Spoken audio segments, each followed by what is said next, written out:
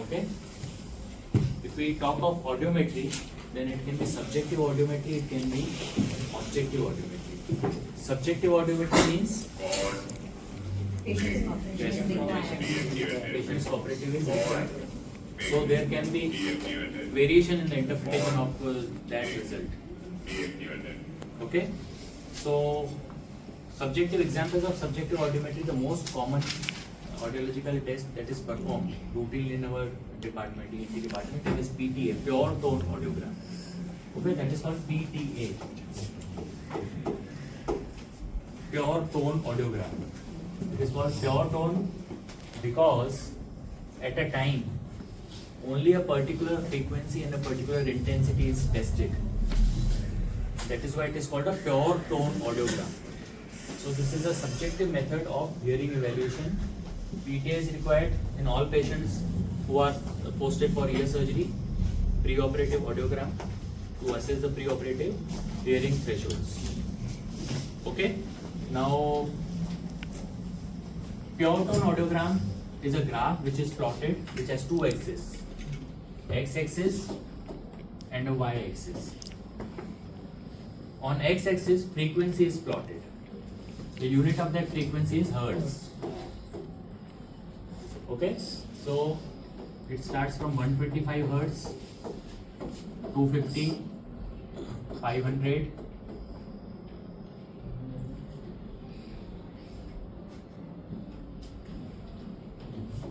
500, then 1000, 2000, 3000, 4000, sometimes 8000. So this is the x-axis which shows the frequency. Generally, we consider the mid-speech frequencies up till 4000 for all practical purposes. While calculating the disability of a hearing in a patient, or while calculating the average hearing thresholds, generally we take these mid-4 frequencies. Okay. On y-axis, intensity is plotted. The unit of intensity is decibels. So on y-axis, decibels are plotted: 0 decibel, 10 decibel, 20 decibel, 30 decibel, up till 110 decibels, and sometimes we have -10 and -20. Got it? So this is a graph where intensity is plotted against the frequency. Audiology room, it is a soundproof room where audiologist and the patient sit in front of each other with a glass chamber separating them. The audiologist starts from, say, 250 hertz, and he starts from 0 decibel. Each ear is tested separately, right ear or left ear. So in right ear, if he starts from 250 hertz and 0 decibel, if the patient is able to hear, he will mark the symbol here. He will move to the next frequency. If the patient is able to hear at 0 is fine, otherwise he will increase the intensity in tens. And wherever the patient hears, the audiologist will mark that area. So that we can plot a graph by joining these dots. So this is how a audiogram is done. Now, how will you interpret any audiogram given to you? Give me this book. How will you interpret any audiogram which is given to you? Open the audiogram chapter. Let's see. To interpret a pure tone audiogram, you just need to remember 1, 2, 3, 4. You will be able to interpret any given audiogram. Okay?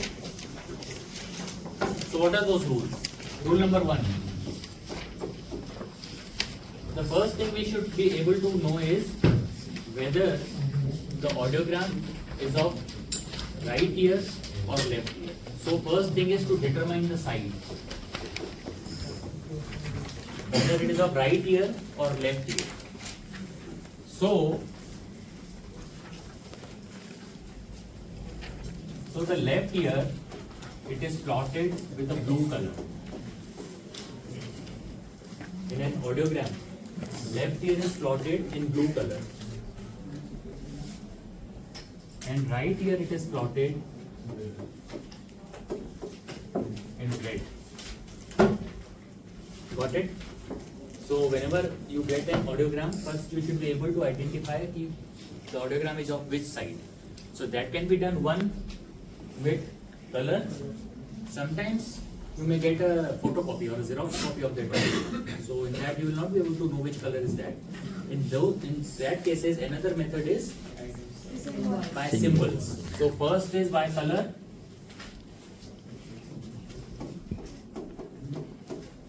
And second is by symbols. So in symbols, so if we see right ear and if we see left ear, okay. Now we measure air conduction thresholds. We measure bone conduction thresholds. Again, while measuring air conduction thresholds, we may do masking or without masking.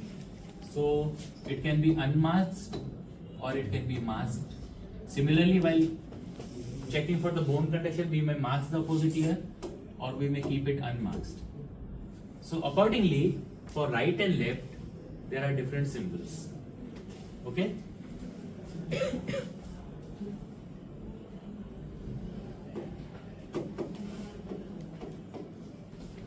Now if we consider air conduction, so in air conduction unmasked, in left ear, it is a cross symbol. In left ear.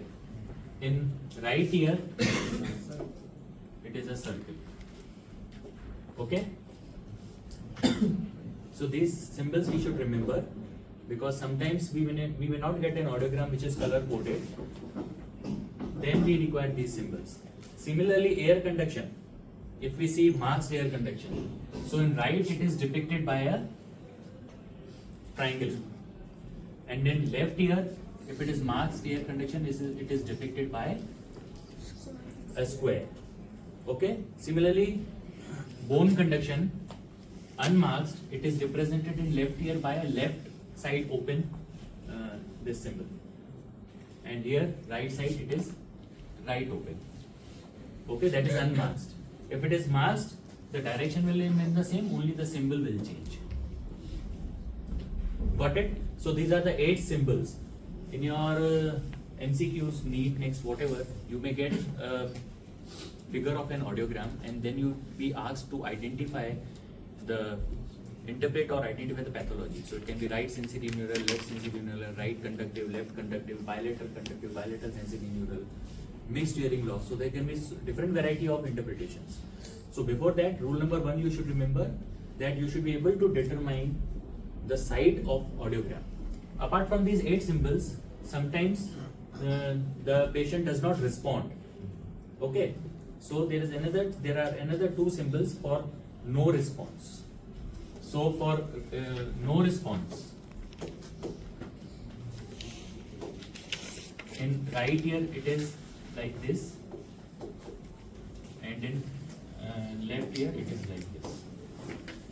Okay, so these are the symbols for no response. Got it? It means the patient is not responding to any intensity. Whatever frequency we are testing, at whatever intensity we are testing, the patient is not responding. So that is called no response. So the first rule to determine the side. Rule number 2. Rule number 2. To see what is plotted. Now there are 2 thresholds that are plotted in an audiogram. One is bone conduction thresholds, other one is air conduction thresholds. To check for the air conduction thresholds, the headphones are kept, they are put over the ear, and in the machine there is a setting, in the audiometry machine there is such setting that if you want to check the right ear, then by pressing the button only the stimulus will go to the right ear. Left ear में कोई stimulus नहीं जाएगा. Okay? To check the bone conduction, there is a similar another headphone which has a vibrator. So if I want to check the left side ear conduction, that vibrator is placed over the left mastoid region, tip, or mastoid process. So that will vibrate to check the bone conduction. And similarly, I put it over the right mastoid bone. It will cause, I'll be able to check the bone conduction on the right side. Got it? So this is how it is checked. So in an audiogram, if bone conduction is plotted or air conduction is plotted, how will we be able to know? Yes? Either by symbol. One is symbol that we already saw. That air conduction का symbol क्या था, bone conduction का symbol क्या था. तो इन symbol से पता चल जाएगा कि right ear plot है कि left ear है, air conduction है कि bone conduction है. Another method to know the side thresholds. So bone conduction, it is depicted by broken line, B for B, and air conduction, it is depicted by a continuous line. So another method is this. Got it? So first we saw how to determine the side. Second we saw what is plotted, whether air conduction is plotted or whether bone conduction is plotted. Now we come to rule number 3. So there are 4 rules. The last 2 rules, that is rule number 3 and 4, they are very important. Rule number 3, we will look for the bone conduction thresholds. So we'll see only the bone conduction thresholds. Now here, just forget the air conduction is also plotted. Just look at the bone conduction thresholds. So if the bone conduction thresholds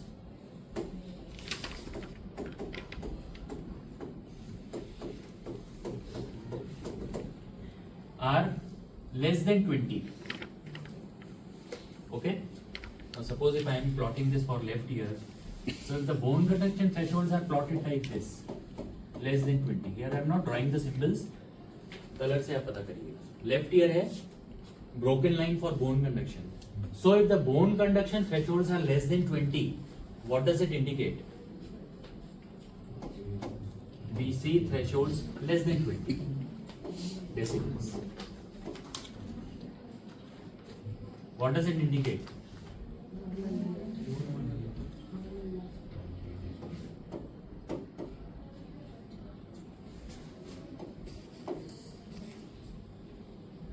Normal hearing. And BC thresholds, if they are more than 20, say like this, what does it indicate? Sensory. Yes. So if the bone conduction thresholds are more than 20 decibels, so it can be at all frequencies or it can be at some frequencies, but that we'll see later. First of all, rule number 3 is if bone conduction thresholds are more, it means hearing is poor. So hearing is inversely related to threshold. Threshold अच्छा है, ज़्यादा है, इसका मतलब hearing is poor.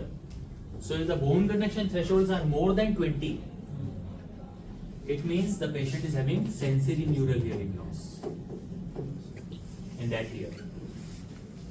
If the bone conduction thresholds are less than 20, what does it mean? It doesn't mean normal. Something else, not conductive. CSON? No. It means no sensitive neural hearing loss. I'll tell you how it is important. You will yourself understand. So if the bone conduction thresholds are more than 20 decibels, it is suggestive of sensory neural hearing loss. If bone conduction thresholds are less than 20, it is suggestive of that this patient is not having sensory neural. Now whether hearing is normal or conductive, that we cannot say simply looking at one thing, that is bone conduction. So if you, for third point I told you, forget air conduction is there or not. So I am looking only at the bone conduction. So if this bone conduction threshold, they are less than 20, then it is no sensory neural. If it is more than 20, it is sensory neural. Got it?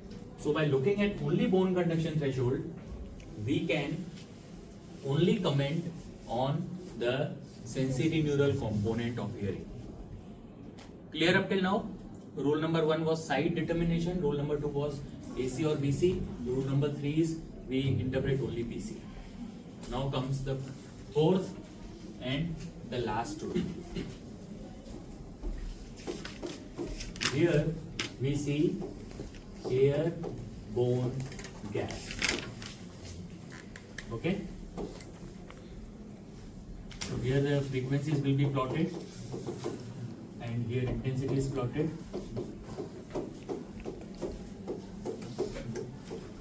So if suppose you get a graph like this, something like this.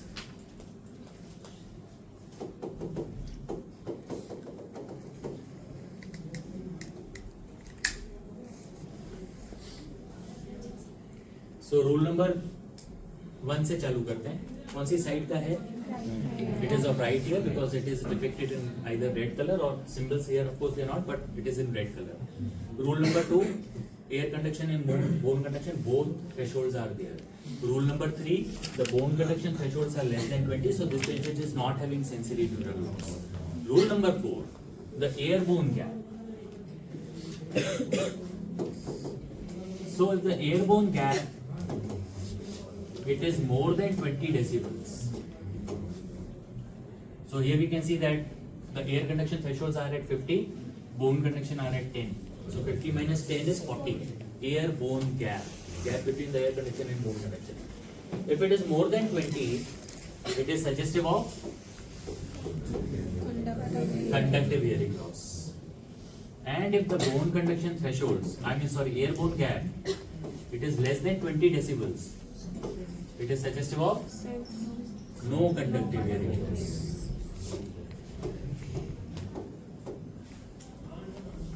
Got it? So for the fourth point we saw airborne gap. If it is more than 20, conductive. If it is less than 20, it will be no conductive. It means by looking at airborne gap only, we can comment on the conductive component. By looking at bone conduction thresholds only, we can comment on the sensory neural component. By looking them both together, we have a more broader idea which type of hearing losses the patient is having. Got it? Any questions up till now? Can anyone repeat those 4 rules? Yes, you can repeat the 4 rules. Yes. Yes. First rule is by which ear is by looking at the symbols or color code. For a red is present as red color, then it was right, and if blue, then it was left. Fine. Second rule, जब broken line होगी तो वो bone conduction होगा, और जो continuous line होगी तो air conduction determine करेगा. और third rule, bone conduction if 20 decibel से कम होगा तो वो सेंसरी न्यूरल हियरिंग लॉस होगा, ज़्यादा होगा तो वो सेंसरी न्यूरल लॉस होगा, और जब कम होगा तो no sensorineural hearing loss होगा. और fourth rule, by looking at the AB gap, if is more than 20 decibels then it was conductive hearing loss. अगर वो बोन गैप इतना नहीं होगा, एयर बोन गैप, तो वो नो कंडक्टिव हियरिंग लॉस होगा. Great. So I hope these 4 rules are clear to all.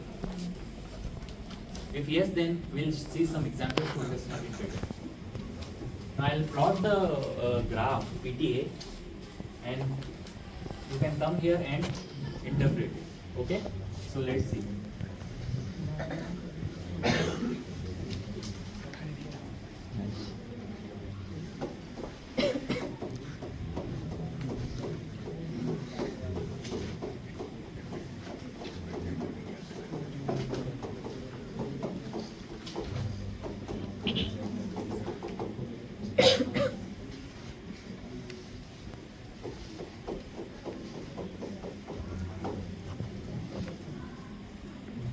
Roll number 37. You can come here and describe this photonodogram.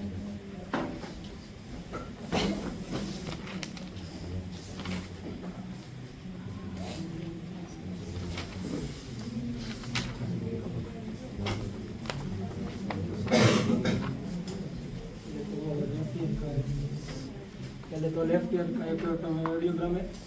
ये breaking line bone conduction को denote करती है और continuous line air conduction को denote करती है. और बोन कंडक्शन वो 0 से 10 डेसिबल के बीच है, वरना इस no sensorineural hearing loss नहीं है. और ये दोनों के बीच में जो गैप है वो 10 डेसिबल से कम है. मीन्स ये कंडक्टिव हियरिंग लॉस डिनोट करती है नहीं So no conductive also. So then what it is? It is neither sensory neural nor conductive. Then it is normal hearing. So if a normal hearing is there, so you get a graph something like this. Okay? 36 please come.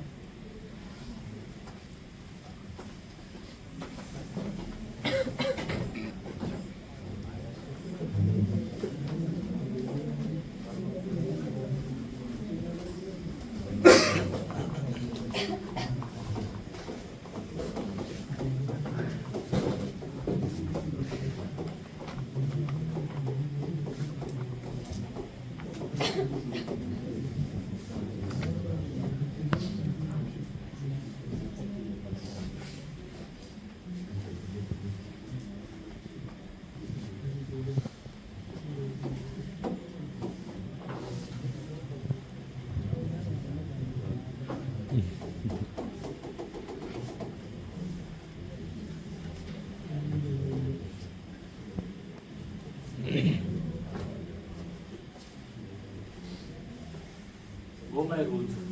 Start. Rule number Tell one. me. Rule number one.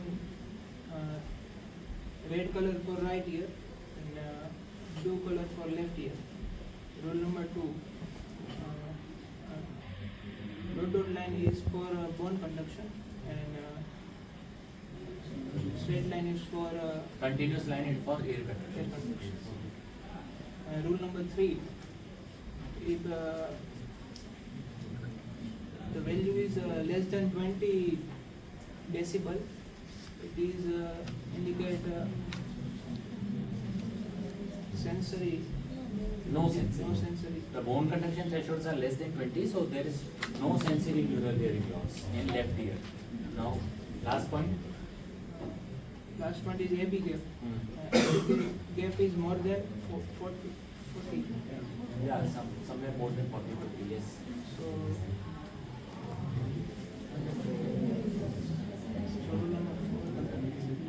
Rule number 4 में क्या है? If it is the airborne more gap than 40. more than 20, it is conductive hearing loss.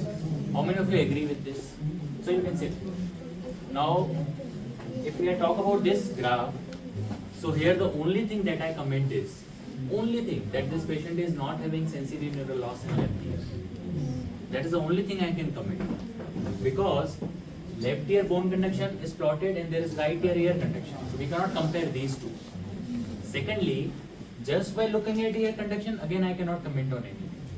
Just by looking at bone conduction, I can comment on the sensory neural component. So in left ear there is no SNHL, but I cannot compare the ear bone gap of two different ears. So this is the only information I get from this graph.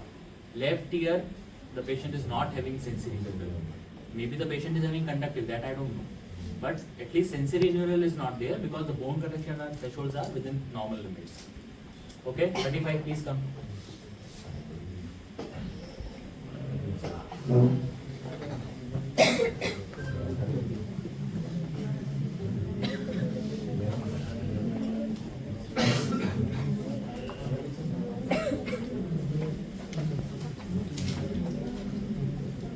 Speak loudly and speak in front of First rule is left ear, blue color. Second rule is vocal line with bone conduction and continuous line with air conduction. yes. SNHL is no SNHL. Bone conduction less than 30. Yes. Air conduction is more than 40. Ear conduction should not be measured individually. Ear bone gap. Yeah. Airborne gap is greater than 20. Conductive hearing loss. So this patient is having left side conductive hearing loss. Clear? Next roll number please.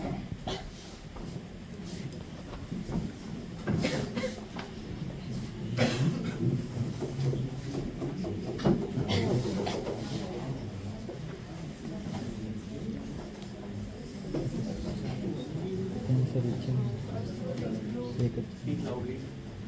Blue color. So first rule is left ear. So this is a pure tone audiogram of left ear showing both ear and bone conduction thresholds of left ear. Third point. Second rule is broken line is bone conduction and a straight line is for air conduction. Yes. Third rule is bone conduction is more than 20 decibels, so it is Sensory neural hearing loss. Fourth point. AB gap is not more than 20, so conductive hearing loss is not present. Not present. So On this bone this is a audiogram of a patient with left side sensory neural hearing loss. Earlier we saw left side conductive hearing loss. Okay. Sit. Next one.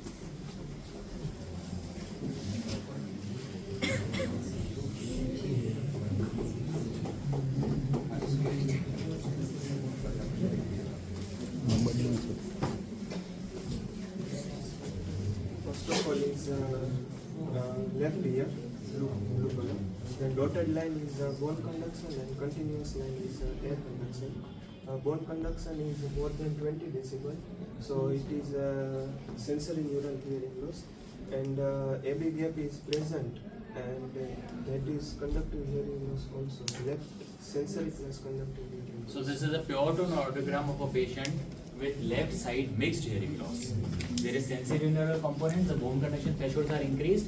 There is conductive component as well as there is significant ear bone gap, that is more than 20 at all frequencies. Understood? Next roll number.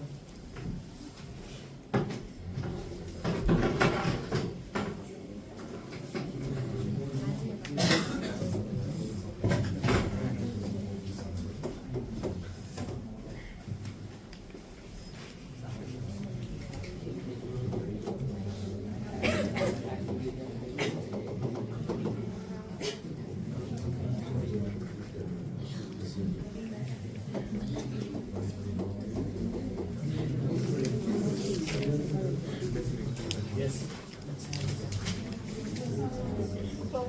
First rule is color coding. So red is for the right side here. Broken line is indicating bone conduction and continuous line for the air conduction. The third rule is for the sensory neural hearing loss. It is under 20, not more than 20, so not sensory neural hearing loss. Airborne gap more than 20 decibel, so it is conductive. Yeah, so it is right conductive hearing loss. So she said that the bone conduction thresholds are normal. However, at 2000 hertz, if we see, then there is a dip in the bone conduction. Bone conduction are normal at all other frequencies, except at a particular point, or 2000 hertz, where there the bone conduction thresholds suddenly increase and again they become normal. So this dip, it is called Carhart's notch. And it is seen in which condition? Autosclerosis. So what is autosclerosis? It is the disease of the middle ear where there is most commonly fixation of the stapes foot plate. And every part of the ear has a natural resonating frequency. So that area, stapes foot plate, it maximum vibrates at 2000 hertz. So because that area is fixed now, so that particular frequency is affected here. So this is called Carhart's notch. So right side conductive hearing loss with Carhart's notch. Carhart's notch is seen at 2000 hertz in autosclerosis. Next roll number.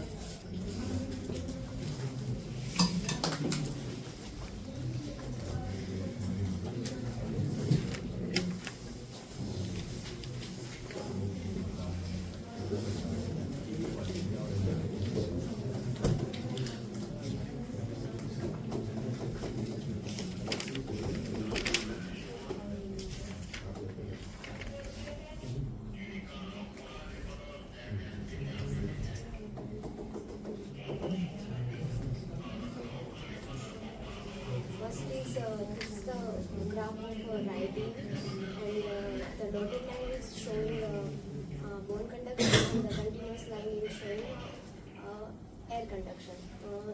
Bone conduction is showing at 20 decibel. It means there is no sensory neural hearing loss, and the airborne gap between BC and AC is less than 20 decibel. There is no conductive hearing loss, but at some frequency 4K, BC is showing a dip or a notch or more increased thresholds. So what is this?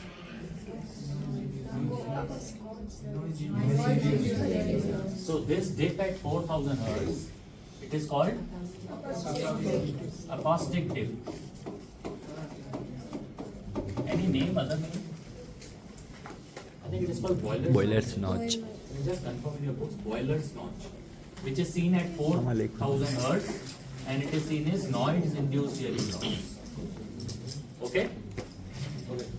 2000 Hz was conductive hearing loss seen in otosclerosis. 4000 Hz dip, it is SNSL type of hearing loss which is seen in noise-induced hearing loss. Understood? Next.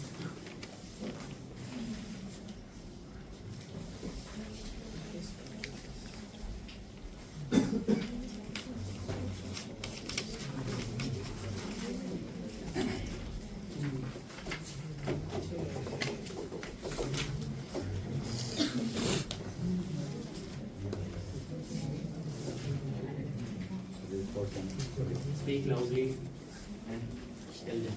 This is a fourth term program, which is so rule number 1 is identification of the side of the ear. So it is red color depicted, so side is right side. Then identification of whether bone conduction or air conduction. Dotted line suggestive of bone conduction, and continuous line suggestive of air conduction. Third rule is identification of AB gap. So there is a less than 20 decibel AB gap. There is no conductive hearing loss. But at higher frequency there is a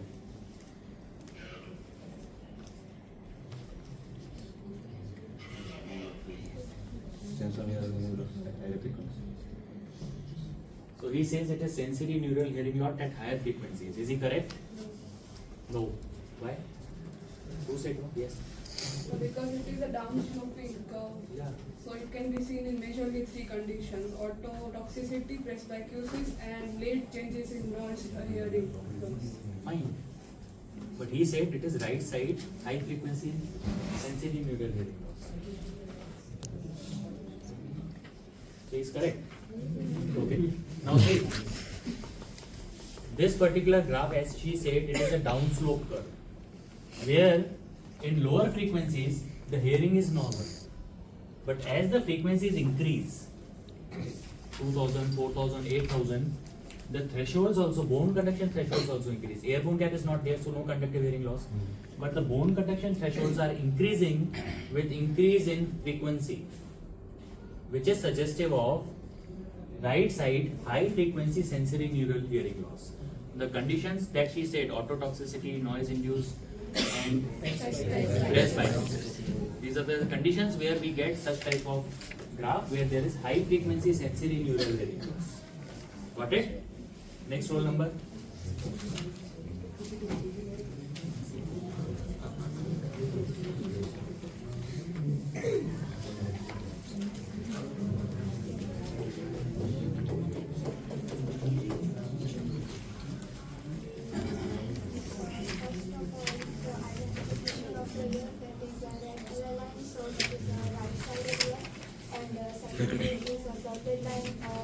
Suggests bone conduction, and straight line, continuous line suggests air conduction. And here, with increasing the frequency, bone conduction is increasing. Thresholds are decreasing. Thresholds are increasing. Decreasing. With the increase in frequency, the Bone thresholds are conduction decreasing. are decreasing. So at the low frequency, there is sensory neural hearing loss, and at the high frequency, that is decreasing the. Thresholds are decreasing, hearing is thresholds are improved. decreasing, and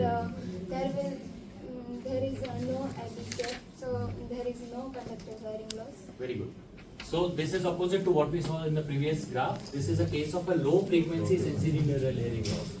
As the frequency is increasing, the hearing thresholds of bone conduction, they are improving. So patient is hearing better and better as we increase the frequency.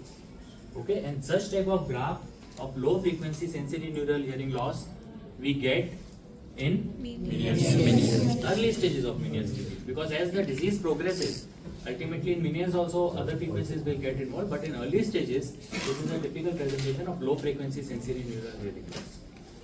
Now, up till now, we have seen that a pure tone audiogram is helpful in determining one, the type of hearing loss. Where we saw it can be a conductive hearing loss, it can be SNHL, it can be a mixed hearing loss. Second thing we also saw that nature of hearing loss can also be seen on an audiogram. Nature in the sense whether all frequencies are involved, whether lower frequencies are involved, whether higher frequencies are involved, whether 2K is involved, whether 4K is involved. So different pattern, nature or pattern you can say, pattern of hearing loss. Okay? Got it? So first thing we know the type of hearing loss, second thing we know the nature or the pattern of the hearing loss, and finally, which we will see now, is what remains? The degree of hearing loss. The degree of hearing loss.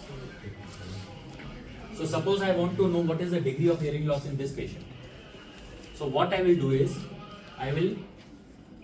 if it is sensory neural loss, then I'll see the bone conduction thresholds at 4 frequencies and take an average. If it is a air-bone gap in conductive hearing loss, I'll take the air-bone gap at 4 frequencies and take the average. What are those frequencies?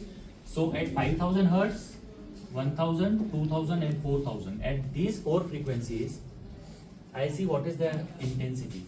So if I see the bone conduction thresholds, it is 45. At 1K, it is 30. At 2K, say it is 20. And at 4K again, it is around 20.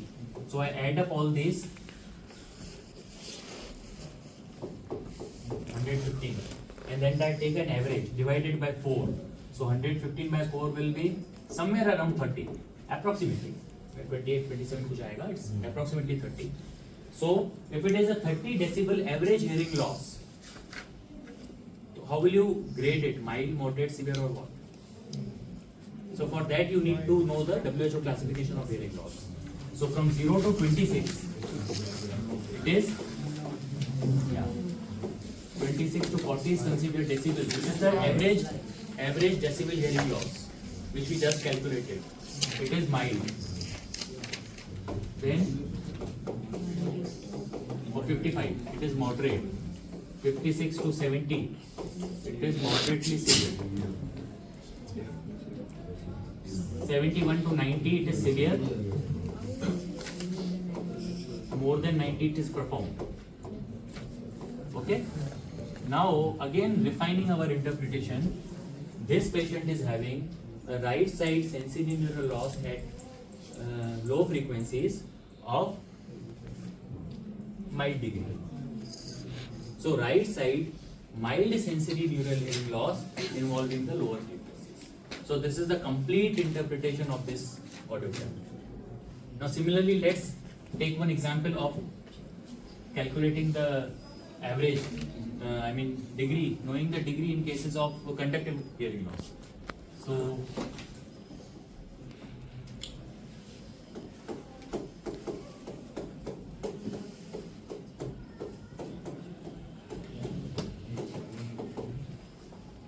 here we take 500 Hertz, just for the sake of demonstration, it's not a complete this thing. So these are the 4 frequencies that will take average. Now suppose if I am plotting the left ear and I get a graph something like this.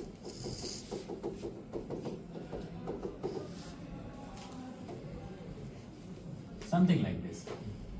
So at these 4 frequencies I'll check the ear-bone gap. So first I'll check the ear-bone gap here at 500.